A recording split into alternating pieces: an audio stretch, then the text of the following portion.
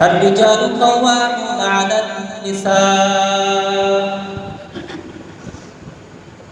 الرجال قوامون على النساء بما فضل الله بعضهم على بعض وبما أنفقوا من أموالهم আল্লাহ রাব্বুল আলামিন ঘোষণা করেন পুরুষদেরকে নারীদের উপরে নেতৃত্ব দেওয়া হচ্ছে। পুরুষদেরকে নারীদের উপরে নেতৃত্ব দেওয়া হয়েছে,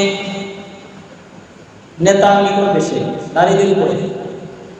বিমা ফাদ্দালাল্লাহু বা'দাহুম আলা বা'দ, একজনকে আরেকজনের উপরে কর্তৃত্ব দিয়েছে।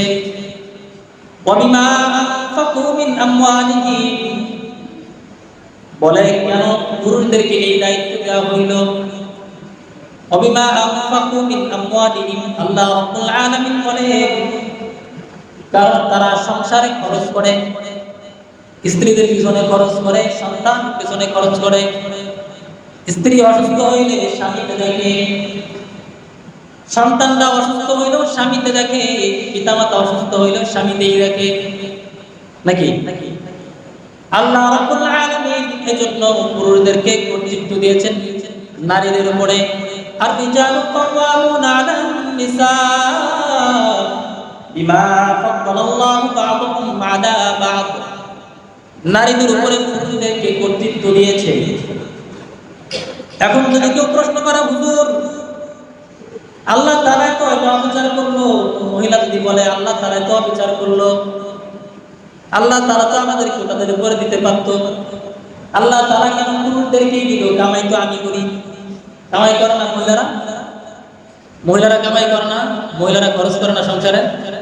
এখনকার সঙ্গে করে।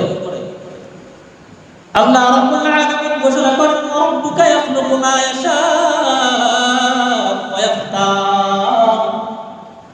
ও বান্দা, ভালো করে শুনে রাখো, ভালো করে জেনে রাখো, রাব্বুকা ইয়াখলুকু মা ইয়াশা ওয়া ইয়াখতার, আমি যাকে ইচ্ছা যেমনি ইচ্ছা সৃষ্টি করি তেমনি ভাবে যাকে ইচ্ছা আমি বড় বানায় দেই, মর্যাদার দিক থেকে বড় বানায় দেই।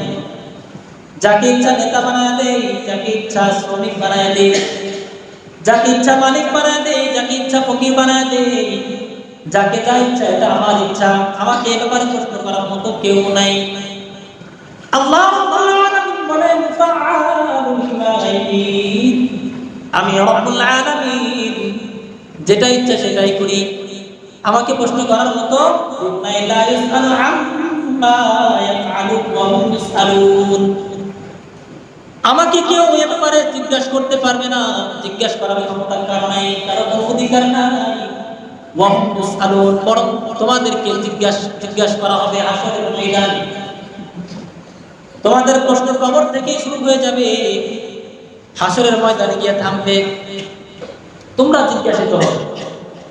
আল্লাহ রাব্বুল আলামিন পুরুষদেরকে কর্তৃত্ব দিয়েছেন নারীদের উপরে, এটা আল্লাহ তাআলাই ভালো বুঝেই করেছেন। নারীদেরকে যে সংসারে নেতৃত্ব দেওয়ার জন্য অধিকার দেওয়া হয়, সেই সংসারগুলো ধ্বংস হয়ে যায় আস্তে আস্তে। যদিও নারীদের কামাই করতেছে, নারীরা কামাই করলেও তাকে যদি আপনি সমস্ত ধরনের অধিকার দিয়ে দেন, তুমি এটা করো ওইটা করো, সব দায়িত্ব তার উপর, অধিকাংশ সময় যেটা হয় খারাপ ফলাফলটাই বেশি হয়। সব নিয়ে আবার একরকম হয় না, সব মহিলা আবার বিয়ে হয় না, অধিকাংশই খারাপ করে ফেলায়। তারা ইচ্ছা করে না এগুলো, হয়তো তাদেরকে পিছনে লাগিয়ে থাকে এবং তারা খারাপ দিকে চলে যায় আস্তে আস্তে।